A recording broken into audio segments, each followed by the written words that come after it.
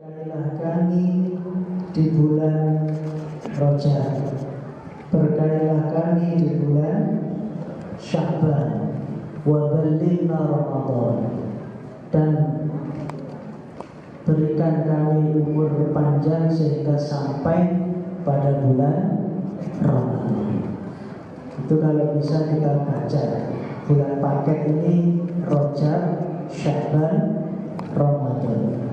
Kita baca setiap ba'da sholat, Allahumma barik lana fi Rajaba wa Sya'bana wa ballighna Ramadan. Karena Bapak ulama dahulu Rajab ini Syahruz Zar'i, bulan menanam, bulan Rajab. Kemudian Sya'ban disebut Syahrus Saqi, bulan menyirami. Maka disebut juga Syahrus Sholawati ala Nabi Sallallahu Alaihi Wasallam, bulan bersolawat kepada Kanjeng Nabi di bulan Sya'ban. Kemudian Ramadan disebut Syahrul Hasad, bulan panen. Maka kalau kita kepingin panen, logikanya harus menanam dulu, harus menyirami dulu, baru dapat panen. Artinya, apabila kita ingin mendapatkan panen pahala, wabil khusus Lailatul Qadar besok di bulan Ramadan, nanamnya mulai sekarang, Pak. Persiapannya mulai sekarang di bulan Rajab ini. Kita tingkatkan di bulan Sya'ban, kita tingkatkan di bulan Ramadan. Insya Allah kita dapat panen, yaitu mendapatkan Lailatul Qadar. Insya Allah. Ini bulan akhir istimewa ini, Rajab, Sya'ban, Ramadan. Kalau kita tidak mau panen, tidak mau menanam, tidak mau menyirami, maka kita pun juga tidak akan memanen. Orang nandur, orang nyirami, otomatis tidak panen. Tapi insya Allah kalau kita mau menanam, mau menyirami, insya Allah akan panen. Persiapan Ramadan 2 bulan lagi atau 1,5 bulan lagi ke depan dimulai dari sekarang, bukan dimulai dari awal Ramadan. Besok Ramadan, sekarang kita siap-siap. Aduh, besok poso, mulai latihan puasa, latihan melek, nyuci sarung, nyuci baju. Besok Ramadan tidak, tapi mulai Rajab. Kita persiapannya secara mental, secara fisik itu sekarang. Mudah-mudahan kula panjenengan sehat panjang umur sampai di bulan Ramadan. Kemudian di bulan ini ada peristiwa agung, yakni Isra wa Mi'raj Rasulullah Shallallahu Alaihi Wasallam. Hadirin hadirat rahimakumullah, Isra itu maknanya berjalan di waktu malam. Asra yusri siroyatan, berjalan di waktu malam. Itu maknanya Isra secara bahasa. Pak Haji malam-malam laku-laku keluar rumah. Mana Pak Haji? Golek rokok. Isra. Ya. Pak Haji Arham malam-malam disuruh cari bumbu sama istrinya misalnya. Mana Pak Haji? Ini cari bumbu ini, mau masak gak ada bumbu. Isra. Melaku bengi, berjalan di waktu malam. Isra. Kalau Mi'raj itu artinya naik, munggah. Jangan kok malam-malam ngademen tidur di bawah, terus akhirnya naik tidur di kasur. Mi'raj namanya. Oh enak. Mana baca? Mau Mi'raj dulu. Mi'raj dulu di kasur. Mi'raj itu naik secara bahasa. Menurut istilah adalah perjalanan Kanjeng Nabi Muhammad di waktu malam, minal Masjidil Haram ilal Masjidil Aqsa. Dari Masjidil Haram Mekah ke Masjidil Aqsa Palestina. Jenengan tahu Pak, Mekah ke Palestina Pak, berapa kilo? Jauhnya tahu Pak? Pada waktu saya belum pernah ke sana itu Pak. Itu Mekah Palestina itu jaraknya sama dengan Palestina ke Mekah. Itu asli begitu Pak. Pada waktu saya belum pernah ke sana. Kok dengan kayaknya nggak percaya itu. Nah ini Isra. Santai mau ngaji Pak ya. Ngaji santai. Gimana? Soalnya kalau bahas Isra Mi'raj ini harus santai Pak. Santai, tenang, gak kerosok, jam 3 bengi. Kira-kira kuat sampai jam 3. Insyaallah. Ambil kuat sih ngomong nih. Apalagi kursinya rada keduren. Saya ke belakang, kalau saya ke belakang, sikilnya jinjit Pak. Tapi karena sudah dikasih tak peduli aja. Mohon maaf. Yang lebih sepuh mestinya harus di atas. Masya Allah. Tapi sudah tak apa-apa. Dia enak-enak namanya. Disyukuri apa yang ada. Tekan diri dulu.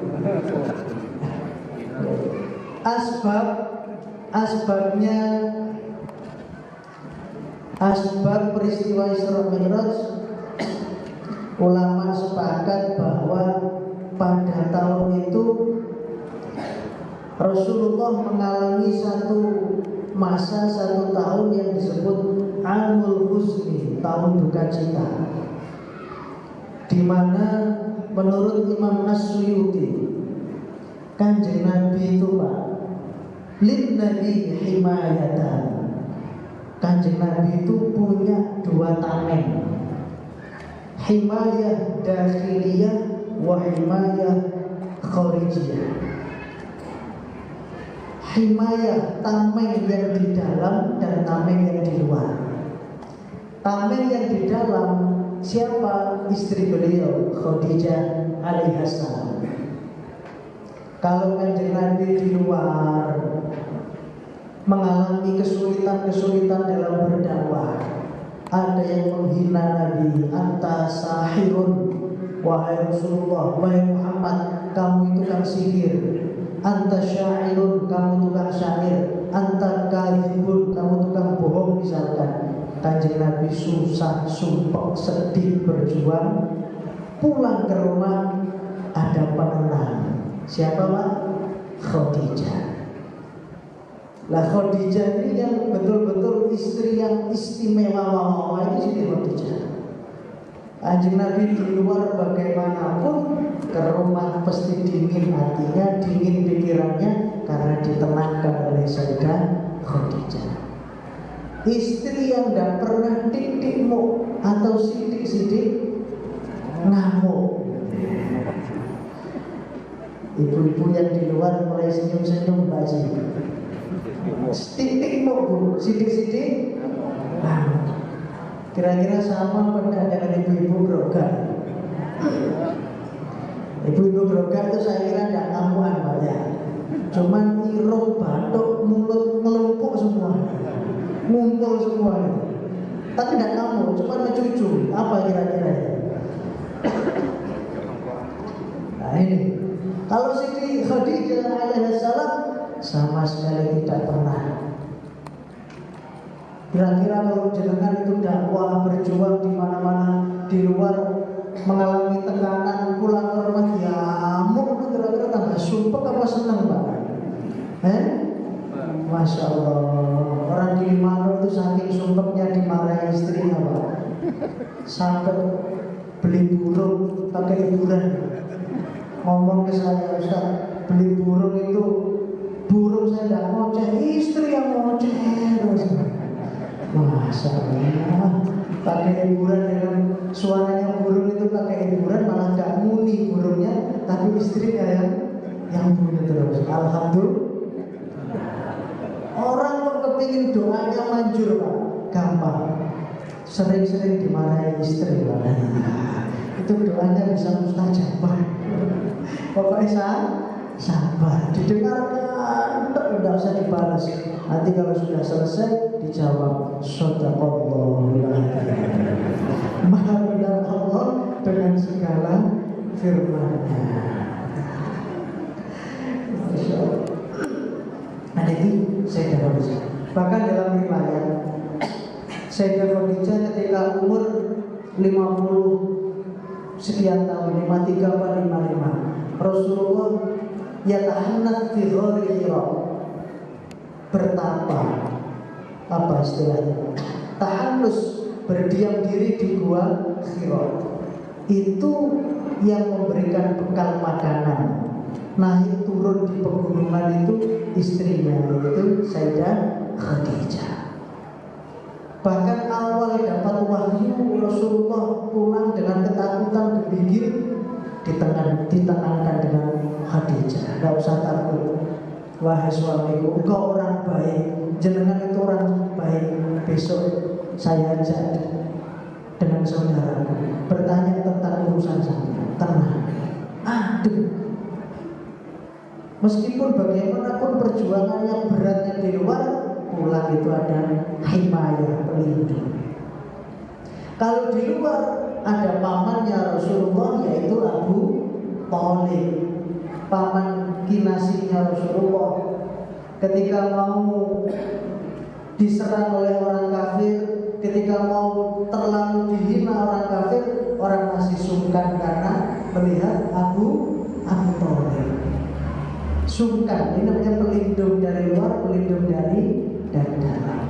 Dua-duanya wafat. Watilah 1 tahun itu wafat 2, watilah dalam 1 bulan itu wafat 2. Disinilah dalam sejarah 1 kali itu saja Rasulullah mengalami amul husni, tahun duka.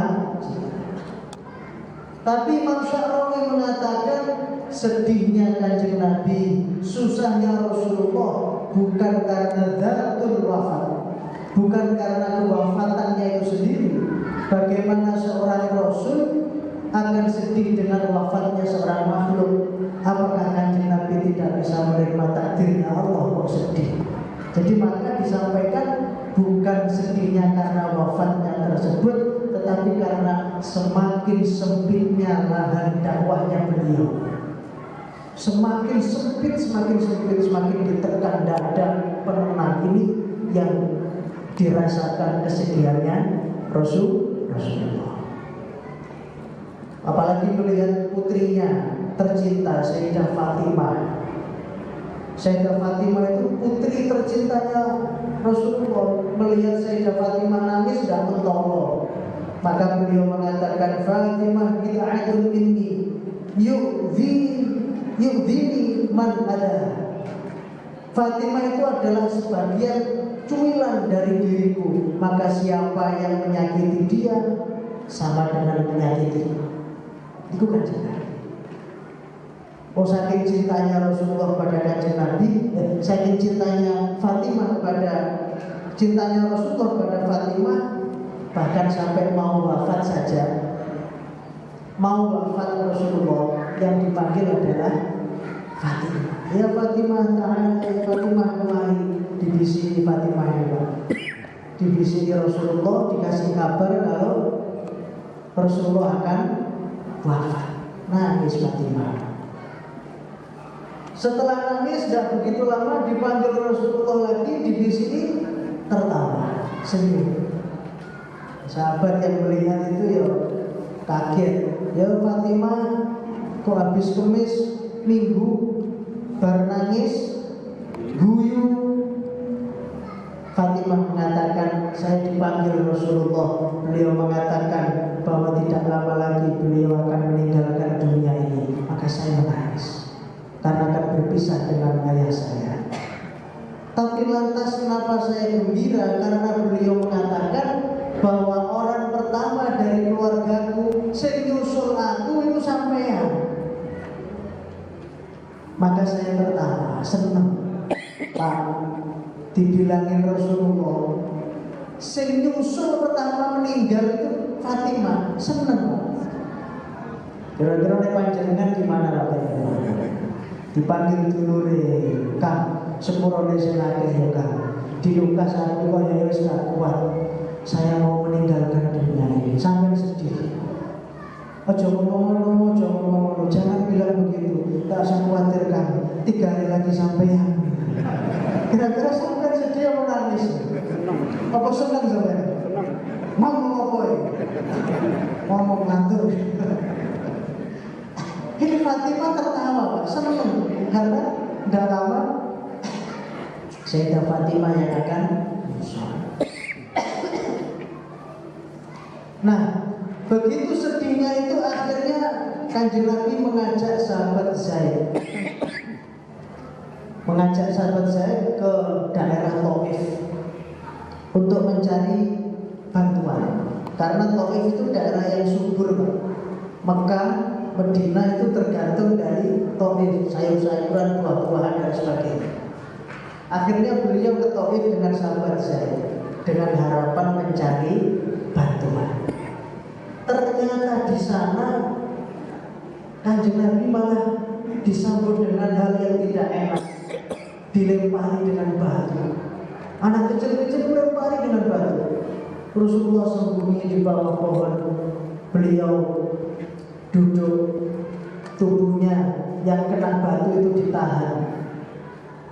Beliau kemudian mengatakan pada sahabat Zaid, wallahi, demi Allah, jangan sampai darahku yang menetes ini satu pun sampai jatuh ke tanah.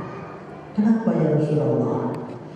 Karena aku barusan mendengar, wahai Zaid, bumi ini berkata, bumi ini ngomong, wallahi, lau qatara putratan min dami Rasulillah la balagtu jami'ah Taif. Wallahi, kata bumi, demi Allah, jika satu tetes saja dari darah Rasulullah menetes di punggungku, akan aku tenggelamkan seluruh penduduk Taif. Ngoten. Makanya Rasulullah menahan supaya darah yang keluar itu tidak sampai menetes ke bumi. Kira-kira nek kula disakiti orang terus darah mengalir, dengar apa yang mulai tak ciprat-ciprat terus tenggelamkan dan ketaruan. Kira-kira untung nggak dengar Pak ya. Masya Allah. Kenapa saking sayangnya Rasulullah dengan umatnya, bahkan beliau berdoa, Allahumma hdi qaumi fa innahum la ya'lamun. Malaikat Jibril, malaikat sing jaga gunung itu datang ke Rasulullah. Ya Rasulullah, di sini ada 2 gunung, Gunung Taif, ada gunung di Mekah juga ada.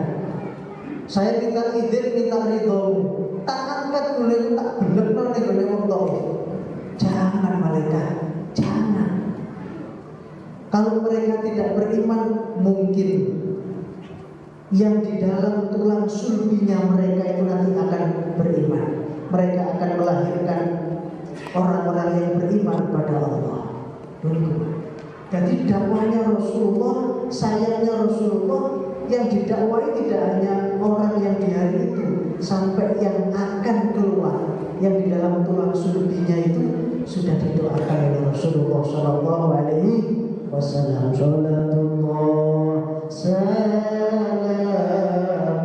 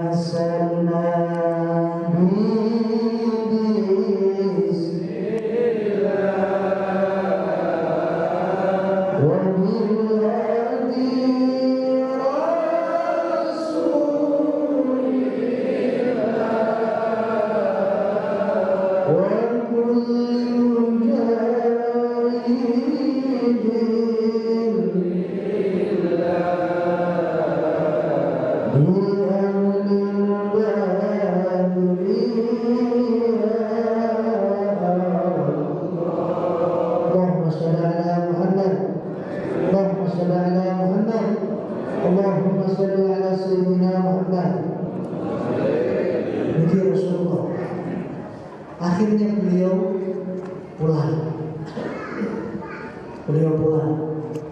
Di sana kemudian peristiwa tentang kejadian di Taif itu membuat para sahabat Nabi siaga.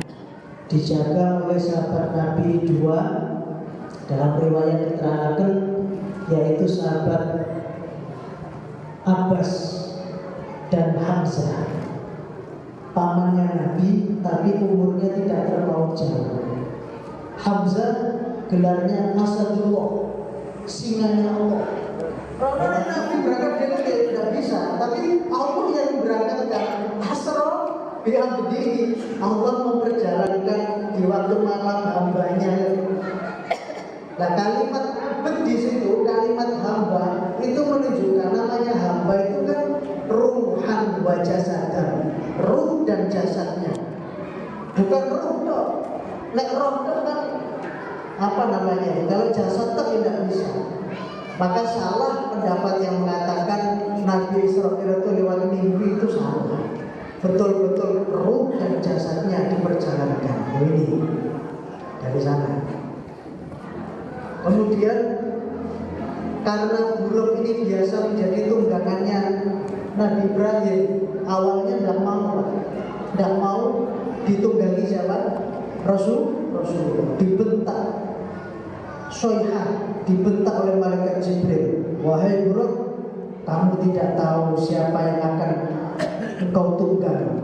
Sebab orang yang akan menunggang di punggungmu ini adalah makhluk termulia yang diciptakan oleh Allah Subhanahu wa Ta'ala. Baru kemudian buruknya mau. Setelah itu dibawalah beliau ke dekat sumur Zamzam. Untuk apa Pak? Syaqqu sadri, dibelah dada. Ini adalah pembelahan dadanya Rasulullah yang ketiga kali. Yang pertama ketika beliau masih umur kurang lebih 5 tahun, syaqqu sadri, belah dadanya, dibersihkan. Khadus syaitan, bagian-bagian syaitan dalam hati beliau dihilangkan.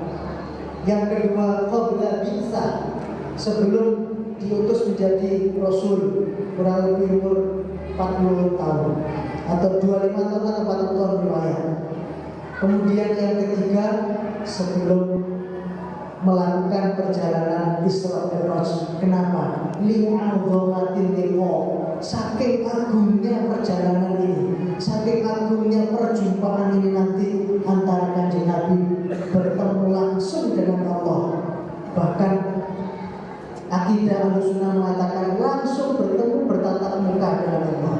Satu-satunya makhluknya Allah yang langsung bertemu dengan Allah adalah Rasulullah Shallallahu Alaihi Wasallam. Masih kuat. Sudah berapa menit? Ini baru mulai loh Pak.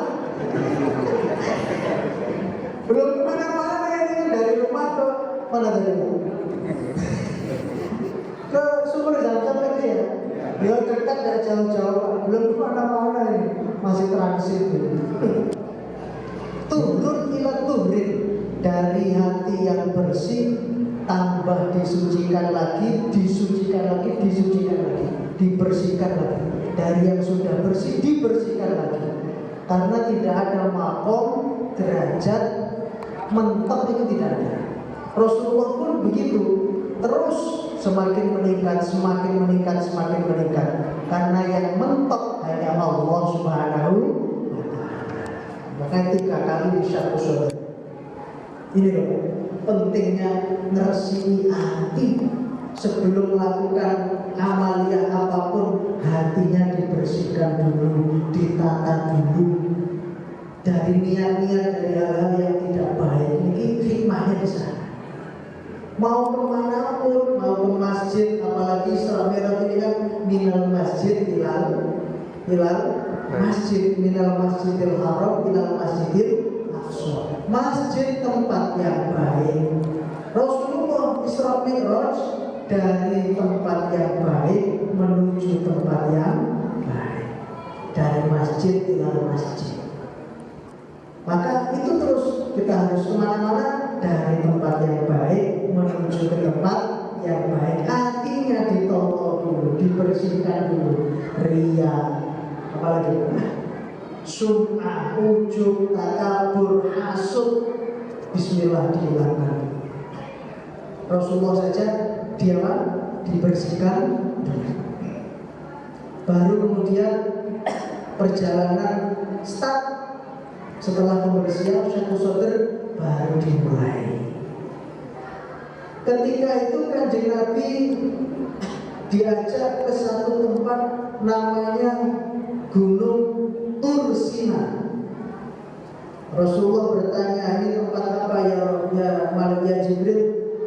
Ini Tursina, haitsu Musa taklima. Disinilah Nabi Musa bercakap-cakap dengan Allah Subhanahu wa Ta'ala di Gunung Tursina.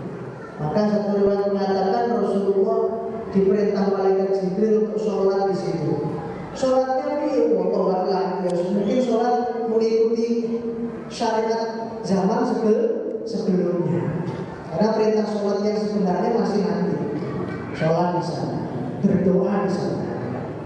Kenapa Kanjeng Nabi kok diperintah disuruh untuk berdoa di situ, mohon pada Allah di tempat itu? Karena disitulah tempat yang berkah. Alladzi barokna haulahu, yang kami berkahi sekelilingnya. Karena disitulah tempat di mana dulu Nabi Musa bercakap-cakap dengan Allah. Itu tempat yang berkah. Gunung Pak. Di Indonesia ini kan banyak Pak ya. Ada berapa gunung Pak?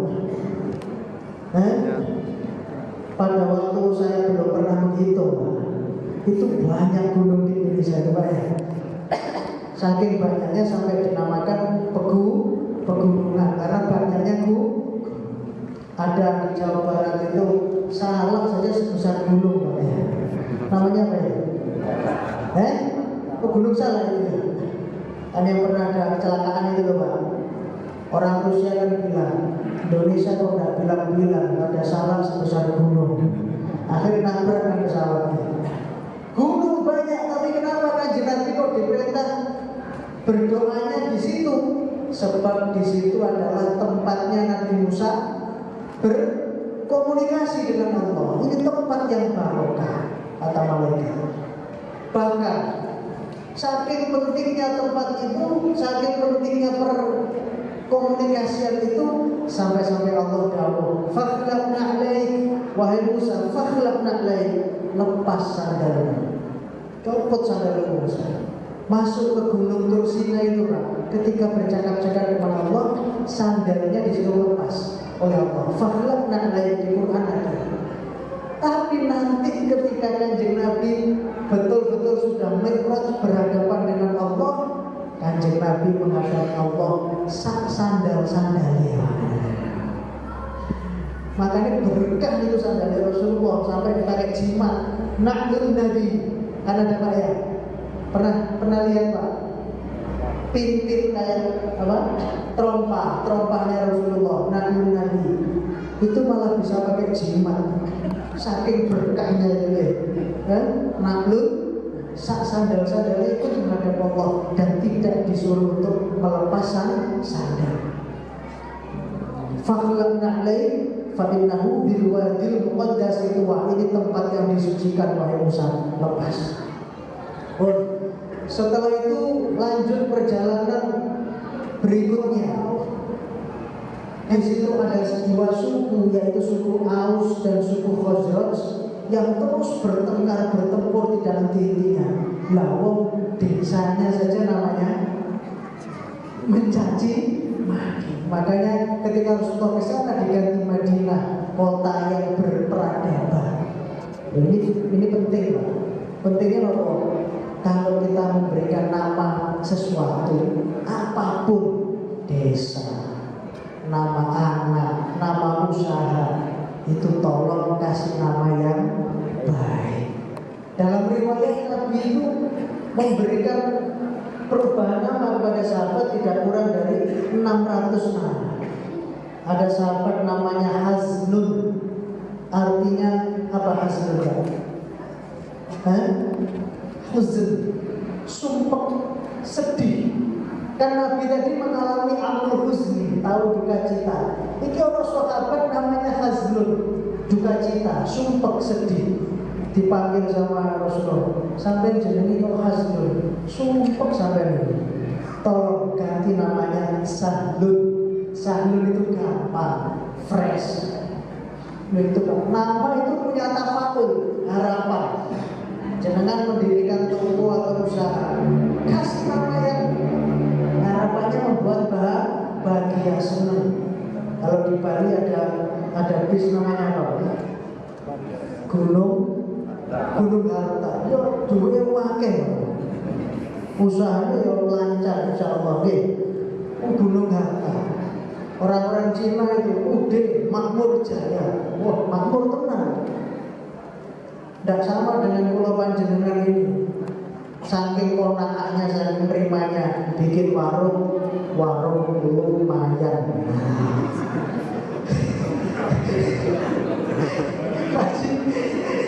Usaha bikin warung misalnya gaji.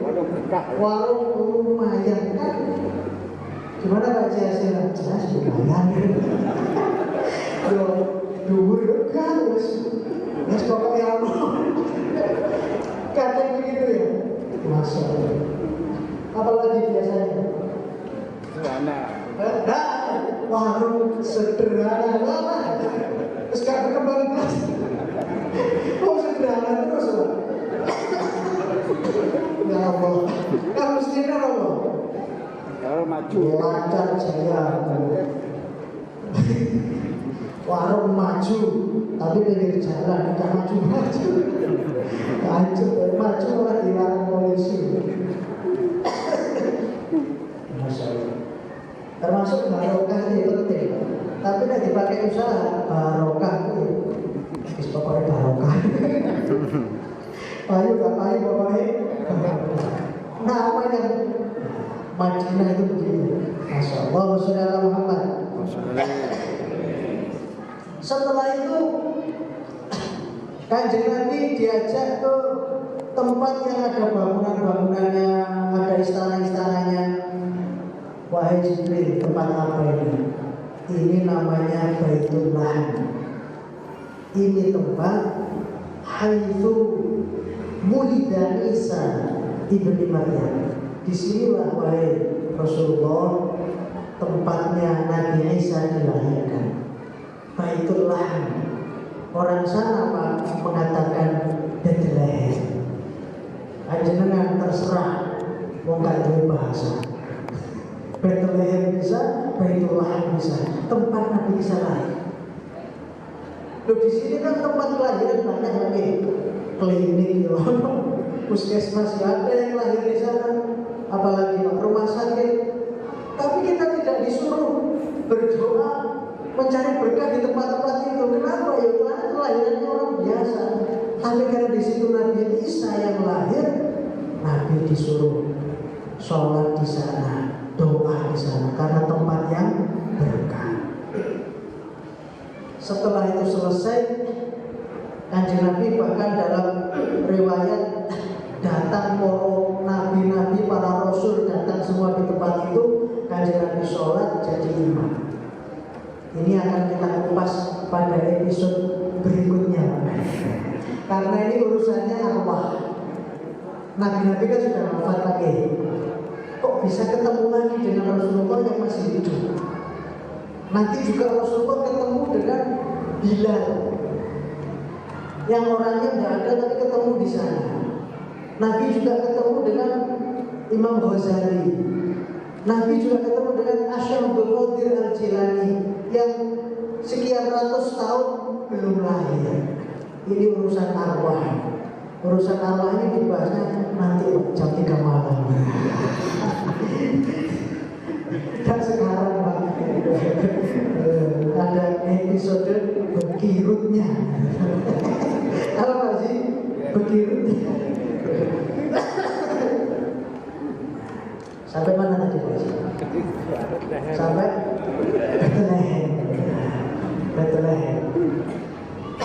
Kemudian Rasulullah lanjut perjalanan lagi.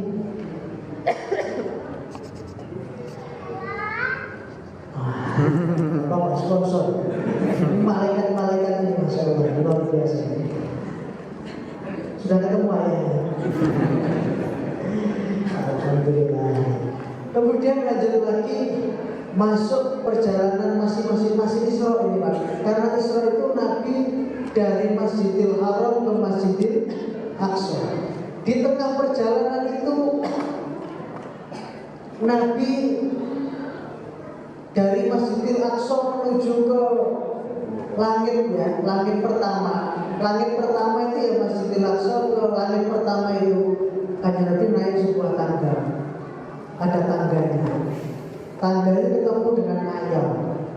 Yang ayam itu sangat indah warna-warni. Kalau ayam ini keluru, maka seluruh ayam sandunya keluru. Nah, ini kehebatan ayam. Saat sekarang ya insya Allah masih ada. Pada waktu saya belum pernah ke sana sih. Kalau dijalani ngaji ilmu yakin, iman dengan percaya nggak percaya, monggo nanti berikutnya itu malah yang nggak percaya itu dibawakan pedang sama Sayyidina Ali. Sayyidina Ali. Karena Nabi tidak bisa memberikan pengertian atau pemahaman. Sedangkan Sayyidina Ali orang yang paling pintar. Ya Ali, tolong kasih pemahaman itu caranya memahamkan orang yang bertanya. Sama Sayyidina Ali gampang, nggak dikasih jawaban kalau pedang. Sini Kak, tak boleh sampai. Wah, ini orang. Rasulullah nyari sini. Kenapa kok sampai mau dipukul sama pedang? Ya Rasulullah, panjenengan itu Nabi, Rasul. Rasul saja kasih tahu dan percaya, apalagi saya. Tak kesuai tak cocok. Percaya darahku, gak percaya darahku, wes beres. Sekalian wes kalau panjenengan Rasul saja tidak bisa, karena Nabi dites. Ya Muhammad, benar kamu ceritakan. Coba angkat kakimu satu, diangkat. Oh bisa. Percaya saya. Sekarang dua-duanya kamu angkat. Tidak bisa. Bagaimana saya mau mengangkat kaki saya itu? Pasti saya akan terjatuh. Ya Muhammad, anta kerja, kamu membohong.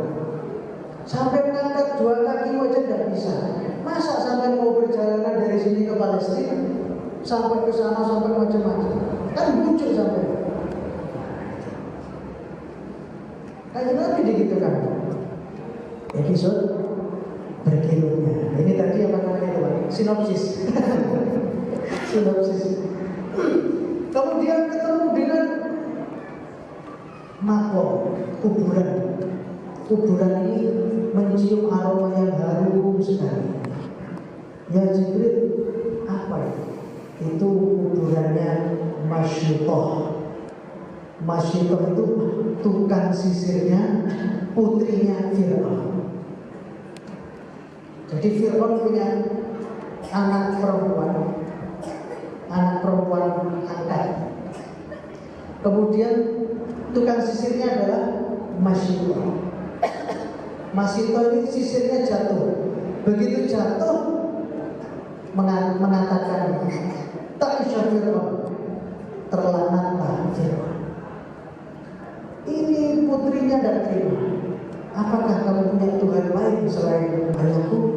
Nah, siapa? Allah, Rabbi wa Rabbukum. Allah Tuhanku dan Tuhan kamu juga. Tidak terima. Akhirnya Masyutoh dipanggil, sehingga Masyutoh kemudian dihukum. Hukumannya tidak tanggung-tanggung, digoreng. Ambil bencana yang paling besar. Masyutoh, kamu tak goreng. Kalau sampai kamu mengatakan kamu punya Tuhan lain selain aku. Gak terima ini Fir'aun. Masyutoh tetap kekeh. Allahu Rabbi wa Rabbukum. Dipanggil anaknya Masyutoh yang masih bayi. Masih bayi mau dilemparkan duluan sebagai tumbal. Kemudian si bayi ini mengatakan, Jangan sampai engkau lepas mengatakan Allah Rabbi wa Rabbukum. Tetap kekeh. Makanya bayi yang bisa ngomong sak dunia bisa ngomong ketika masih bayi, salah satunya adalah bayinya putrinya Mas Vito. Kemudian bayinya pembantunya di kerajaannya Nabi Yusuf. Dia ngomong bahwasanya yang bersalah Zalifah, yang tidak bersalah Yusuf itu dua. Yang ketiga bayinya orang yang berzina, yang menuduh zina kepada Jurek. Oke, masih ingat Pak cerita itu ya? Pokoknya mantu-mantu ya Pak. Kok diceritakan KPK langsung ini? Mantu-mantu yang belum pernah saya dengar dulu kayaknya. Mantu-mantu itu tidak ketoro kalau nggak ngerti mana. Temannya kok yang mana sih kan? Yang dulu yang belum pernah saya dengar. Ketiga yang sehingga sampai akhirnya bayinya dicemplungkan, ayahnya yang sudah agak besar dimasukkan, digoreng, suaminya digoreng, masih digoreng demi iman. Digoreng pun tetap iman kepada Allah. Zaman saiki Pak, jangankan digoreng, dapat minyak goreng, imannya lepas, naudzubillahin, nggak usah digoreng, dapat minyak goreng gratis. Imannya lepas. Naudzubillahin. Mudah-mudahan yang hadir dan anak turunnya semuanya diberikan kekuatan iman dan Islam seperti masih Allahumma amin. Kemudian berikutnya Kanjeng Nabi sudah mulai naik. Di sana Kanjeng Nabi melihat ada sekelompok orang. Dia yazru'u yauman wa yahsudu yauman. Orang yang menanam tanaman, di hari itu dia menanam, di hari itu juga dia panen. Sampai bayangkan Pak, sampai nanam kelapa, menanam kates gitu Pak. Sekali nanam, panen. Nanam lagi, panen. Yang ini belum dipanen, sing satunya panen. Masya Allah. Dan Nabi bertanya, ya Jibril, man? Siapa mereka ya Jibril? Malaikat Jibril mengatakan, mereka adalah umatmu Rasulullah, orang-orang gerogah. Mujahiduna fi sabilillah, orang-orang yang ikhlas berjuang di jalan Allah, yang mau infak sedekah, pembangunan masjid, musola, TPQ, madrasah. Sing gelem berjuang dengan hartanya kalau punya. Kalau tidak punya harta biasanya tenaga, kita Tolong supirnya berjuang dengan hartanya. Butuh apa saya? Nyoh. Apa? Nyoh. Besok kerja bakti Pak Haji. Mohon maaf, saya tidak bisa. Nyoh. Oh iya Pak Haji siap. Biasanya tolong supir nonton gayanya Pak. Saya kebetulan belum pernah jadi guru. Jadi sebagian bawa proposal. Tapi supir gak gitu. Bisa teruskan, oh iya Pak Haji, saya mau maklum. Yang penting nyohnya. Kadang sudah ada nyoh, nasihatnya buah. Ada. Usul Mas, usul kan nyumbang balas.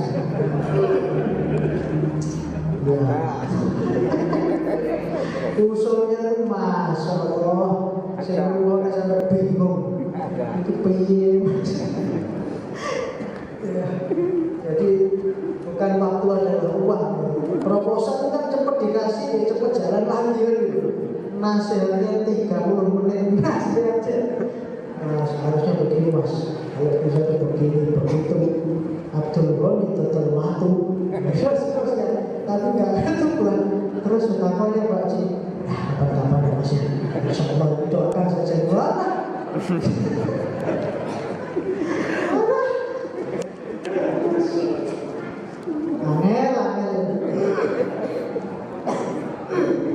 Mudah-mudahan mau berobat nggak nyampe begitu ya. Tadi sudah saya sebut Mujahidin Ansarullah itu orang berobat. Yang gak mampu berjuang dengan tenaga, doa. Datang ke takmir, Pak Takmir, ada pembangunan apa? Ini kamar mandi. Masya Allah Pak Takmir, saya nyumbang uang dan punya. Ya tenaga, saya sudah 1 bulan batu. Kota batu galan-galan. Mohon maaf Pak Takmir, tak doakan mudah-mudahan lancar. Amin, amin, amin. Itu sampai amin nih Pak. Jangan disebutkan. Jangan orang yang betul-betul begitu itu doanya mustajab. Amin. Pak Tamir lancar ya, amin, amin. Akhirnya terbesutan amin. Sampai yo, ojo dimonto tak kangen. Yo beda goreng apa-apa bukan. Sang goreng itu Pak, dan goreng. Tapi ada yang doa ada, tidak apa-apa.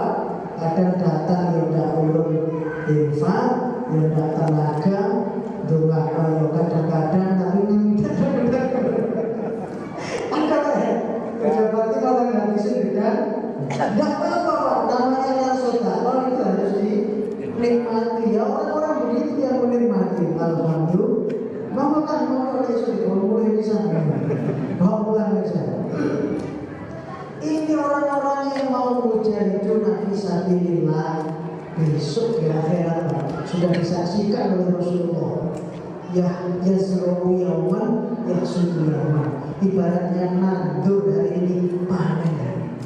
Kalau sekarang uang kita keluar, nanti ibaratnya belum tentu uang berikutnya datang. Tapi depositonya di sana. Depositonya di sana. Barang siapa yang mau berjuang sak mampu nih. Pokoknya jangan medit. Orang medit itu Masya Allah lalat saja Pak. Sekarang itu udah mencol Pak orang yang medit itu. Apa sekarang itu? Pokoknya jangan medit. Ikhlas dan ikhlas yang penting keluar. Meskipun tidak ikhlas tidak apa-apa. Jadi kita itu kalau nunggu ikhlas tidak keluar-keluarnya. Kapan ikhlasnya? Kita ambil bolak-balik sumbangan sekali ikhlas. Ya 5 juta. Baik apa betul Pak? Baik itu daripada tanya seikhlasnya ya 5.000. Tapi tidak ikhlas dan apa yang penting 5 juta. Harus cocok gitu. Pokoknya cocok ya. Pokoknya usahakan jangan medit. Berkahnya Masya Allah. Tidak medit itu luar biasa. Apalagi nggak medit sama ustaz. Waduh, tambah luar biasa. Terus pokoknya jangan medit Pak. Insya Allah yakin itu. Masya Allah. Ini episode berikutnya khusus bahas masalah medit dan Luqman itu Masya Allah luar biasa. Untuk anak-anak kita Masya Allah luar biasa. Pun yasru yauman wa yasudu nandur di hari itu juga menanam di hari itu. Nah ini sampai jam berapa Pak? Sudah jam lebih. Makanya kalau sudah kayak gini gitu saya. Pak, Islam kita tidak rampung Pak. Ini baru awal, belum sempurna perjalanan. Masya Allah. Saya di mana-mana ngaji Islam ya ini. Saya kasih tahu ke temannya. Insya Allah kalau mau lanjut ya tahun depan berseri. Alhamdulillah masih itu nggak ada yang dapat di mana.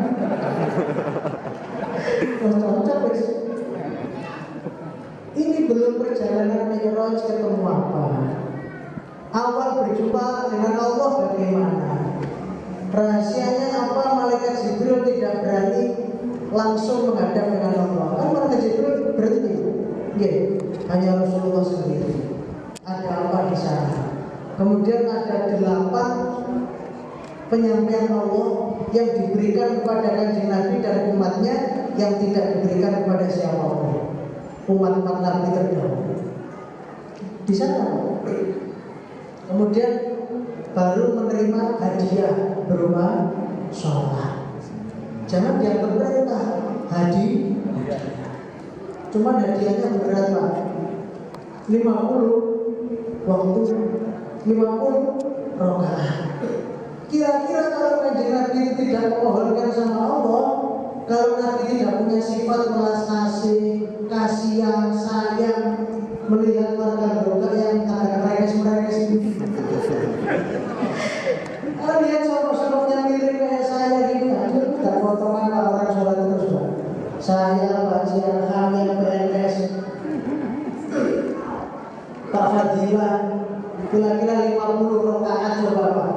Baru selesai, assalamualaikum, baru pakai celana. Ayo sholat, sholat oleh Allah Akbar. Selesai sarungnya dicopot, pakai celana kaki kiri. Ayo falah, kira-kira tidak selesai. Oke. Maka untung Kanjeng Nabi ya, ini umatku. Dan itu pun yang mengingatkan siapa? Nabi Musa.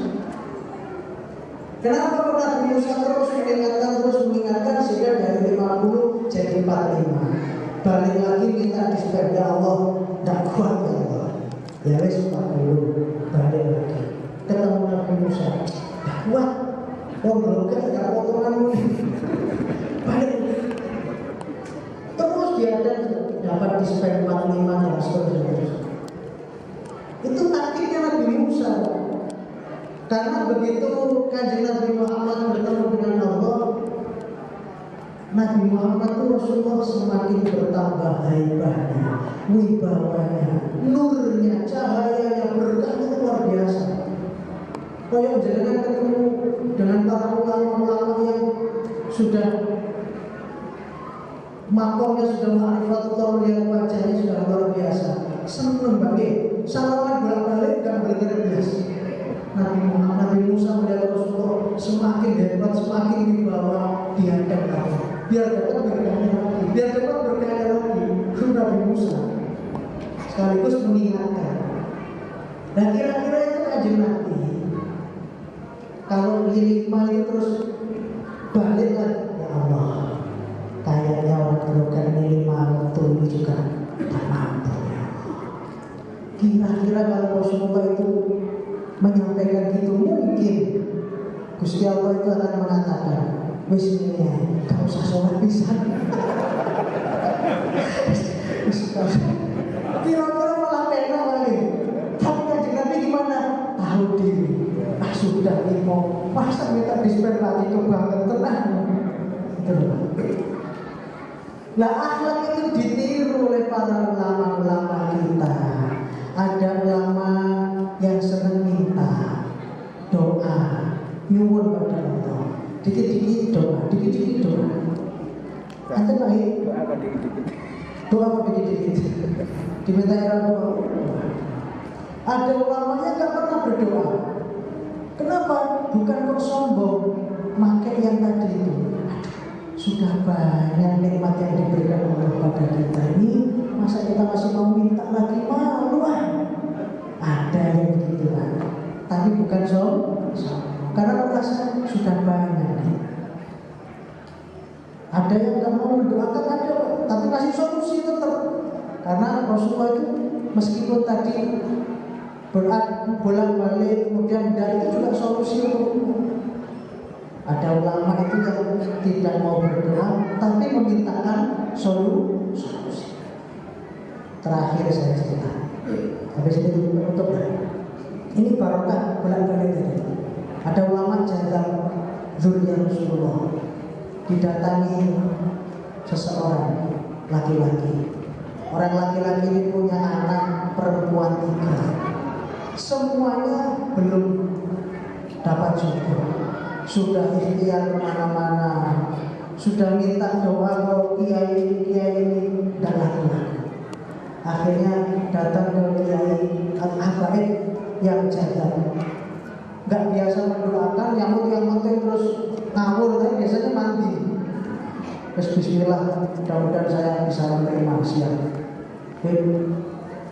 Mohon bantuannya, mudah-mudahan anak saya tiga-tiganya ini dapat jodoh. Amin, amin, amin. Kamu pulang sekarang, bakar rumahmu. Coba Pak, kalau belum punya anak tiga, belum nikah, minta solusi ke ulama, perintahnya apa? Bakar rumahmu. Kira-kira jangan di jalannya ada Pak? Alah, jika jalan sesat. Tapi karena yakinnya tadi itu, mungkin ini jalan satu-satunya, coba. Nah, memang ampuh, berarti memang luar biasa. Akhirnya bismillah, nawa itu ngobol omah itu apa? Begitu rumahnya terbakar, mulai sudah api luar biasa. Anak ini kan keluar Pak, rumahnya kebakaran. Orang kampung jauh kebakaran, melihat anak tiga keluar, masuk kok ternyata Pak Haji itu anaknya Ayu. Kamu tahu ternyata, Pak, satu bagi punya saya ya, satu untuk saya Pak, satu untuk saya Pak, telur Pak, laris. Pak Haji, jangan tak usah khawatir, sampai kalau mau nikah kan putrinya dan anak saya, rumah sampai tak bangun. Alhamdulillah. Pun tak usah khawatir, pakai usaha saya bangunkan toko saat di sini. Alhamdulillah. Yang satu jenengan umroh lagi, ayo berangkat sama saya. Alhamdulillah. Kalau dari ngobong, makanya saya pesen Pak, Bapak jangan punya anak belum nikah, cepet dan diobong. Ini solusi dari ulama, karena saking niru Raufur Rahim, kasih sayang terhadap umat. Meskipun tidak berdoa dengan kalimat-kalimat yang indah, tapi sambungnya dengan Rasulullah, sambungnya dengan Allah, memintakan solusi. Ceplok, cuman kadang asbabnya itu ngawur, tapi karena tak kun fayakun jadi. Nek sampai tidak yakin Pak, yo ojo dilakoni. Saya khawatir semuanya ngobong rumah repot ini. Tapi saya ditutup sendiri. Ini baru separuh atau seperempat perjalanan Isra Mi'rajnya Kanjeng Nabi. Mudah-mudahan sehat panjang umur. Yang penting kita jaga, mohon sama Allah. Mudah-mudahan kita selalu bisa mendirikan sholat sebagaimana doanya Nabi Ibrahim, Rabbi ja'alni muqimas salati wa min dhurriyyati rabbana wa taqabbal du'a. Ya Allah, jadikanlah aku dan dzurriyyahku orang yang bisa mendirikan sholat. Amin.